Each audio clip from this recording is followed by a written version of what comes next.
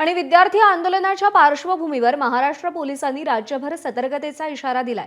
आंदोलनाचा परिणाम राज्यात होण्याची शक्यता लक्षात घेऊन मुख्यमंत्री, मंत्री, लोकप्रतिनिधी आणि महत्त्वाच्या शासकीय इमारतींच्या सुरक्षेमध्ये वाढ करण्यात आली आहे। फडणवीसांच्या शासकीय निवासस्थान वर्षा इथे अतिरिक्त पोलीस बंदोबस्त तैनात करण्यात आलाय। शिक्षण मंत्री दादा भुसे यांच्या शासकीय निवासस्थानी सुरक्षा वाढवण्यात आली असून मंत्री, खासदार आणि आमदारांच्या निवासस्थानीही अतिरिक्त पोलीस तैनात करण्यात आलेत। मंत्रालय परिसरात सुरक्षा व्यवस्था कडक करण्यात आली असून संवेदनशील ठिकाणी एसआरपीएफच्या तुकड्याही तैनात करण्यात आलेल्या आहेत।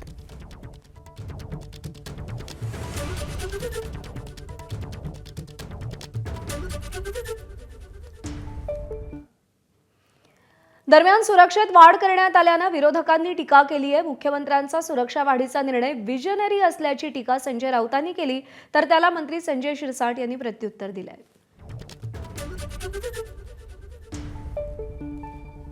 तर बाहेर वादळ घोंगावत आहे, वादळाशी खेळू नका आणि विशेषतः जे गद्दार आहेत, मग मंत्री असतील, आमदार असतील, खासदार असतील, त्यांनी तर कोणताच धोका पत्करू नये, कोणत्याही प्रकारचा, लोकांच्या नजरेत सुद्धा पडू नये। त्यांनी फार गंभीर परिस्थिती आहे, वातावरण चिघळलेलं आहे। तर मी एका मानवतेच्या भावनेने सांगतो आहे की काही अघटित घडू नये, म्हणून देवेंद्रजींनी जो निर्णय घेतलेला आहे सिक्युरिटी वाढवण्याची, तो चांगला आहे।